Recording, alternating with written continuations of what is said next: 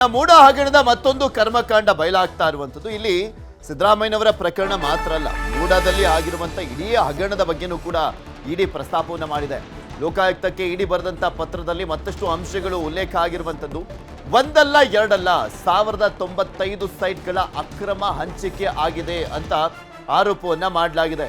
700 ಕೋಟಿ ಮೌಲ್ಯದ ನಿವೇಶನಗಳಲ್ಲಿ ಹಗರಣವನ್ನ ಮಾಡಲಾಗಿರುವಂತದ್ದು. 700 ಕೋಟಿ ಮೌಲ್ಯದ ನಿವೇಶನಗಳು, 700 ಕೋಟಿ ಮೌಲ್ಯ ಬಾಳುವಂತ ನಿವೇಶನಗಳ ಹಗರಣ ಆಗಿರುವಂತದ್ದು.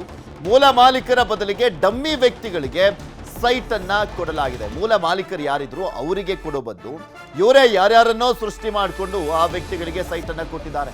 ಹೈಟೆಕ್ ಕಾರ್ ಅನ್ನ ಕೊಟ್ಟಂತವರಿಗೆ ಮೂಡ ಸೈಟ್ ಹಂಚಿಕೆ ಮಾಡಲಾಗಿದೆ. ಅಂದ್ರೆ ಇಲ್ಲಿ ಭ್ರಷ್ಟಾಚಾರ ಯಾವ ರೀತಿಯಾಗಿ ಆಗಿದೆ ಅಂದ್ರೆ, ಕೆಲವರು ಹಣವನ್ನ ಕೊಟ್ಟು ಪಡ್ಕೊಂಡಿದ್ರೆ, ಇನ್ನ ಕೆಲವರು ಹೈಟೆಕ್ ಕಾರ್ಗಳನ್ನ ಕೊಟ್ಟು ಮೂಡ ಸೈಟ್ ಅನ್ನ ಪಡ್ಕೊಂಡಿದ್ದಾರೆ. ಸೈಟ್ ಪಡೆದಂತವರು ಪ್ರಭಾವಿಗಳು, ಉದ್ಯಮಿಗಳು. 5,000 ಸೈಟ್ಗಳ ಪೈಕಿ ಹತ್ತತ್ರ 2,000 ಸೈಟ್ಗಳ ದಾಖಲೆನೇ ಇಲ್ಲವಂತೆ. 2,000 ಸೈಟ್ಗಳ ಬಗ್ಗೆ ದಾಖಲೆ ಇಲ್ಲ. ಅದು ಯಾವನು ಒತ್ಕೊಂಡು ಹೋದ್ನೋ, ಅದು ಎಲ್ಲಿ ಸುಟ್ಟಾಕಿದ್ರು ಅಥವಾ ಏನು ಮಾಡಿದ್ರು ಗೊತ್ತಿಲ್ಲ. ಅದು ಇಡಿ ಮೆನ್ಷನ್ ಮಾಡ್ತಾ ಇರುವಂಥದ್ದು 2,000 ಸೈಟ್ಗಳ ದಾಖಲೆನೇ ಇಲ್ಲ ಅಂತ. ಇಂದಿನ ಆಯುಕ್ತ GT ದಿನೇಶ್ ಕುಮಾರ್ PA ಪ್ರಶಾಂತ್ ಪಾತ್ರ ಕೂಡ ಇದರಲ್ಲಿ ಇದೆ ಅಂತ ಉಲ್ಲೇಖವನ್ನ ಮಾಡಲಾಗಿದೆ. ಇಡಿ ಬರೆದಿರುವಂತ ಪತ್ರದಲ್ಲಿ ಈ ಅಂಶಗಳು ಕೂಡ ಉಲ್ಲೇಖ ಆಗಿರುವಂಥದ್ದು. ಒಂದು ಹತ್ತತ್ರ 2,000 ಸೈಟ್ಗಳ ದಾಖಲೆ ಇಲ್ಲ ಅಂತ, ಇನ್ನೊಂದು 1095 ಏನು ಸೈಟ್ಗಳಿದಾವೆ. ಹತ್ತತ್ರ 700 ಕೋಟಿ ಬೆಲೆ ಬಾಳುವಂಥ ನಿವೇಶನಗಳು ಅಕ್ರಮವಾಗಿ ಯಾರ್ಯಾರಿಗೂ ಕೊಟ್ಬಿಟ್ಟಿದ್ದಾರೆ. ಪ್ರಭಾವಿಗಳಿಗೆ, ರಾಜಕಾರಣಿಗಳಾಗಿರ್ಬೋದು, ಉದ್ಯಮಿಗಳಾಗಿರ್ಬೋದು, ಅಧಿಕಾರಿಗಳ ಕಡೆಯವ್ರಿಗಾಗಿರ್ಬೋದು, ಅವ್ರುಗಳಿಗೆಲ್ಲ ಹಂಚಲಾಗಿದೆ ಅಂತ ಉಲ್ಲೇಖ ಮಾಡಲಾಗಿದೆ.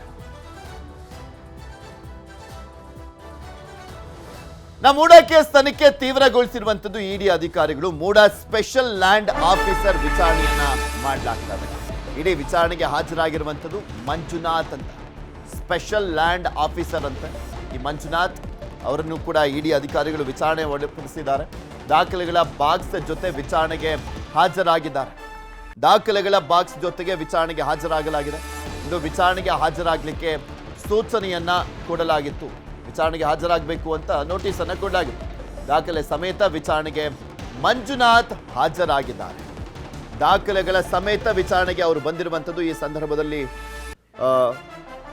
ಅವರು ದಾಖಲೆಗಳನ್ನು ಕೂಡ ಕೊಡ್ತಾ ಇದ್ದಾರೆ ಇಡಿ ತನಿಖೆಯ ಸಂದರ್ಭದಲ್ಲಿ. ಸೊ ಆ ದಾಖಲೆಗಳು ಯಾವ ರೀತಿಯಾಗಿದ್ದಾವೆ, ಅದರಲ್ಲಿ ಏನಾದರೂ ಮಿಸ್ ಆಗಿದೆಯಾ, ಕಾದು ನೋಡಬೇಕಾಗಿದೆ. ಮೂಡ ಸ್ಪೆಷಲ್ ಲ್ಯಾಂಡ್ ಆಫೀಸರ್ ಮಂಜುನಾಥ್ ಅವರ ವಿಚಾರಣೆಯನ್ನ ಮಾಡ್ತಾ ಇದ್ದಾರೆ ಇಡಿ ಅಧಿಕಾರಿಗಳು. ಈಗ ಆಲ್ರೆಡಿ ಈ ಒಂದು ಪ್ರಕರಣದಲ್ಲಿ ಸಾಕಷ್ಟು ಜನರ ವಿಚಾರಣೆ ಆಗಿದೆ. ಇದ್ರ ಬಗ್ಗೆ ಇನ್ನಷ್ಟು ಮಾಹಿತಿಯನ್ನ ಕೊಡ್ತಾ ಹೋಗ್ತಾರೆ ನಮ್ಮ ಪ್ರತಿನಿಧಿ ಗಂಗಾಧರ್. ನಮ್ಮ ಜೊತೆ ನೇರ ಸಂಪರ್ಕದಲ್ಲೇ ಇದ್ದಾರೆ. ಗಂಗಾಧರ್, ತುಂಬಾ ಡೆಪ್ತ್ ಅಲ್ಲಿ ಇಡಿ ಅಧಿಕಾರಿಗಳು ತನಿಖೆಯನ್ನ ಮಾಡ್ತಾ ಇರುವಂತದ್ದು, ಬುಡ ಅಲ್ಲಾಡಿಸ್ತಾ ಇದ್ದಾರೆ, ಬಿಲವನ್ನು ಕೂಡ ಹೋಗ್ತಾ ಇರುವಂತದ್ದು. ಈ ಸಂದರ್ಭದಲ್ಲಿ ಹತ್ತತ್ರ 2,000 ಸೈಟ್ಗಳ ದಾಖಲೆ ಇಲ್ಲ. 1095 ಸೈಟ್ಗಳು, 700 ಕೋಟಿ ಬೆಲೆ ಬಾಳುವಂಥದ್ದು. ಅಧಿಕಾರಿಗಳು, ರಾಜಕಾರಣಿಗಳು, ಇವರಿಗೆ ಸಂಬಂಧಪಟ್ಟಂತವರಿಗೆ ಹೇಗ್ ಬೇಕಾಗಿ ಸೈಟ್ಗಳನ್ನ ಕೊಡಲಾಗಿದೆ ಅನ್ನುವಂಥ ಅಂಶವನ್ನು ಕೂಡ ಉಲ್ಲೇಖ ಮಾಡಲಾಗಿರುವಂಥದ್ದು. ಅದರ ಜೊತೆಗೆ ಲ್ಯಾಂಡ್ ಆಫೀಸರ್ ಮಂಜುನಾಥ್ ಅವರನ್ನು ಕೂಡ ವಿಚಾರಣೆಗೆ ಒಳಪಡಿಸಲಾಗಿದೆಯಂತಲ್ಲ. ಟೋಟಲಿ ಅಪ್ಡೇಟ್ಸ್ ಏನ್ ಸಿಗ್ತದೆ? ಪೃಥ್ವಿರಾಜ್, ಕೇವಲ 14 ಸೈಟ್ಗಳ ಒಂದು ವಿಚಾರ ಅಷ್ಟೇ ಅಲ್ಲದೆ ಇಡೀ ಮೂಡ ಹಗರಣದ ತನಿಖೆಯನ್ನ ಇಡಿ ಅಧಿಕಾರಿಗಳು ಮಾಡ್ತಾ ಇರುವಂತದ್ದು. ಇತ್ತೀಚಿನ ದಿನಗಳಲ್ಲಿ ಮೂಡಕ್ಕೆ ಸಂಬಂಧಪಟ್ಟಂತೆ ಯಾರ್ಯಾರು ಸೈಟ್ಗಳನ್ನ ಮಾರಾಟ ಮಾಡಿದ್ರು, ಅದರ ಬದಲಿ ನಿವೇಶನಗಳನ್ನ ಯಾರು ಪಡ್ಕೊಂಡಿದ್ರು, ಅವರ ವಿಚಾರಣೆ ಆಗ್ತಾ ಇದೆ. ಅದೇ ರೀತಿಯಾಗಿ ಅಧಿಕಾರಿಗಳು ಆ ಸಂದರ್ಭದಲ್ಲಿ ನಟೇಶ್ ಆಗಿರ್ಬೋದು, ದಿನೇಶ್ ಆಗಿರ್ಬೋದು, ಅವರನ್ನು ಕರೆದು ವಿಚಾರಣೆ ಮಾಡಲಾಗ್ತಾ ಇರುವಂತದ್ದು. ನಿನ್ನೆ ಅಷ್ಟೇ ದೀಪಾ ಚೋಳನ್ ಅವರನ್ನು ಕರೆಸಿ ವಿಚಾರಣೆ ಮಾಡಲಾಗಿತ್ತು. ಇವತ್ತು ಸ್ಪೆಷಲ್ ಲ್ಯಾಂಡ್ ಆಫೀಸರ್ ಆಗಿರುವಂತಹ ಮಂಜುನಾಥ್ ಅವರನ್ನು ಕರೆಸಿ ಇವತ್ತು ವಿಚಾರಣೆಯನ್ನು ಕೂಡ ಮಾಡಲಾಗ್ತಾ ಇದೆ. ಈ ಮೂಲಕವಾಗಿ ಯಾರ್ಯಾರು ಆ ಸಂದರ್ಭದಲ್ಲಿ ಅಧಿಕಾರಿಗಳು ಇದ್ರು, ತಹಸೀಲ್ದಾರ್ ಆಗಿರ್ಬೋದು, ಅದಕ್ಕೆ ಮೂಡ ಆಯುಕ್ತರು ಯಾರಿದ್ರು, ಮತ್ತೆ ಮೂಡ ಅಧ್ಯಕ್ಷ ಯಾರಿದ್ರು, ಎಲ್ಲರೂ ಪ್ರತಿಯೊಬ್ಬರ ಕರೆದು ವಿಚಾರಣೆಯನ್ನ ಮಾಡ್ತಾ ಇದ್ದಾರೆ. ಈ ಸಂದರ್ಭದಲ್ಲಿ ಸುಮಾರು 2,000 ಅಂದ್ರೆ 5,000 ಸೈಟ್ಗಳ ವಿಚಾರದಲ್ಲಿ 2,000 ಸೈಟ್ಗಳ ದಾಖಲೆಗಳೇ ನಾಪತ್ತೆ ಆಗಿರುವಂತದ್ದು. ಸುಮಾರು 1,095 ಸೈಟ್ಗಳನ್ನ ಬದಲಿ ನಿವೇಶನ ಪಡೆಯುವಂತಹ ನಿಟ್ಟಿನಲ್ಲಿ ಎಲ್ಲರೂ ಕೂಡ ಅಲ್ಲಿ ಏನು ಅಕ್ರಮ ಎಸಗಿರುವಂತದ್ದು. ಮತ್ತೆ ಇವರು ಅದರಲ್ಲಿ ನಕಲಿ ವ್ಯಕ್ತಿಗಳು, ಬೇನಾಮಿಯವರು ಆ ಸೈಟ್ಗಳನ್ನ ಪಡ್ಕೊಂಡಿದ್ದಾರೆ. ಮತ್ತೆ ಇದರಲ್ಲಿ ರಿಯಲ್ ಎಸ್ಟೇಟ್ ವ್ಯಕ್ತಿಗಳು ಮತ್ತೆ ಉದ್ಯಮಿಗಳು ಈ ಸೈಟ್ಗಳನ್ನ ಅಲಾಟ್ ಮಾಡ್ಕೊಂಡಿರುವಂತದ್ದು. ಕಾರ್ಗಳನ್ನ ಗಿಫ್ಟ್ ಕೊಡೋ ರೀತಿಯಲ್ಲಿ ಕೂಡ ಅವರು ಸೈಟ್ಗಳನ್ನ ನಿವೇಶನವನ್ನ ಪಡ್ಕೊಂಡಿದ್ದಾರೆ ಅನ್ನೋ ರೀತಿಯಲ್ಲಿ ಸಂಪೂರ್ಣವಾದ ದಾಖಲೆಗಳ ಮೂಲಕವಾಗಿ ಅಂದ್ರೆ ರಿಪೋರ್ಟ್ ಅಲ್ಲಿ ಈ ರೀತಿಯ ಅಂಶಗಳನ್ನ ಅದರಲ್ಲಿ ಲೋಕಾಯುಕ್ತ ಕೊಟ್ಟ ರಿಪೋರ್ಟ್ ಅಲ್ಲಿ ಅಂಶವನ್ನ ಉಲ್ಲೇಖ ಮಾಡಲಾಗಿದೆ. ಈ ಮೂಲಕವಾಗಿ ಸಂಪೂರ್ಣವಾದ ಮುಡಾಕ್ ಸಂಬಂಧಪಟ್ಟಂತೆ ಅಧಿಕಾರಿಗಳು ಯಾರ್ಯಾರು ಇದರಲ್ಲಿ ಶಾಮೀಲಾಗಿ ಮೂಲಕವಾಗಿ ಅಕ್ರಮದಲ್ಲಿ ಯಾರು ಎಸಗಿದ್ದಾರೆ ಅನ್ನೋ ರೀತಿಯಲ್ಲಿ ಅಂಶಗಳನ್ನ ಉಲ್ಲೇಖ ಮಾಡಲಾಗಿರುವಂತದ್ದು. ಅದರಲ್ಲಿ ಪ್ರಮುಖವಾಗಿ ಸೈಟ್ಗಳ ಸುಮಾರು 2,000 ಸೈಟ್ಗಳ ದಾಖಲೆಯ ನಾಪತ್ತೆ ಅನ್ನೋ ಒಂದು ಆಶ್ಚರ್ಯಕರ ಒಂದು ಅಂಶವನ್ನ ಕೂಡ ಅದರಲ್ಲಿ ಆ ಉಲ್ಲೇಖವನ್ನ ಪ್ರಸ್ತಾಪ ಮಾಡಿರುವಂತದ್ದು.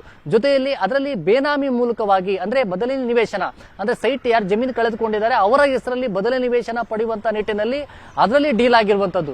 ಆ ಡೀಲ್ ಅಲ್ಲಿ ಯಾರ್ಯಾರು ಪಾಲುದಾರರು ಅಂತಂದ್ರೆ ಉದ್ಯಮಿಗಳಾಗಿರ್ಬೋದು, ಅದರಲ್ಲಿ ಬೇನಾಮಿ ನಕಲಿ ವ್ಯಕ್ತಿಗಳ ಹೆಸರನ್ನ ಸೃಷ್ಟಿ ಮಾಡಿ ಅದರಲ್ಲಿ ಕೆಲ ರಾಜಕಾರಣಿಗಳಾಗಿರ್ಬೋದು, ಕೆಲ ಉದ್ಯಮಿಗಳು ಅದನ್ನ ಪಡ್ಕೊಂಡು ಪಾಲುದಾರರಾಗಿರುವಂತಹ ಒಂದು ಅಂಶ. ಜೊತೆಯಲ್ಲಿ ಸಾಕಷ್ಟು ಕೋಟ್ಯಾಂತರ ರೂಪಾಯಿ ಅವ್ಯವಹಾರ ಆಗಿರುವಂತಹ ಸುಮಾರು 700 ಕೋಟಿ ಅವ್ಯವಹಾರ ಆಗಿರುವಂತಹ ಅಂಶವನ್ನ ಅದರಲ್ಲಿ ಉಲ್ಲೇಖ ಮಾಡಿದ್ದಾರೆ. ಜೊತೆಯಲ್ಲಿ ಯಾರ್ಯಾರು ಇದರ ವ್ಯಕ್ತಿಗಳ ಪಾಲುದಾರರಾಗಿದ್ದಾರೆ ಅಂತ ಅದರ ಒಂದು ವ್ಯಕ್ತಿಗಳ ವಿಚಾರಕ್ಕೆ ಸಂಬಂಧಪಟ್ಟಂತೆ ಅಕ್ರಮ ಆಗಿರುವಂತಹ ಅಕ್ರಮಕ್ಕೆ ಅಧಿಕಾರಿಗಳ ಸಹಕಾರ ಕೊಟ್ಟಿರುವಂತಹ ಅಂಶಗಳನ್ನ ಕೂಡ ಇದರಲ್ಲಿ ಉಲ್ಲೇಖ ಮಾಡಿದ್ದಾರೆ. ಅದರ ಮುಂದುವರಿದ ಭಾಗವಾಗಿ ಕೆಲ ಅಧಿಕಾರಿಗಳಿಗೆ ಮುಡಕ್ ಸಂಬಂಧಪಟ್ಟಂತ ಎಲ್ಲ ಅಧಿಕಾರಿಗಳನ್ನ ಕರೆದು ಈಗ ವಿಚಾರಣೆ ಇಡಿ ಅಧಿಕಾರಿಗಳು ಮಾಡ್ತಾ ಇರುವಂತದ್ದು. ಪೃಥ್ವಿರಾಜ್. ಓಕೆ, ಧನ್ಯವಾದ ಗಂಗಾಧರ್ ನಿಮ್ಮೆಲ್ಲ ಮಾಹಿತಿಗಾಗಿ.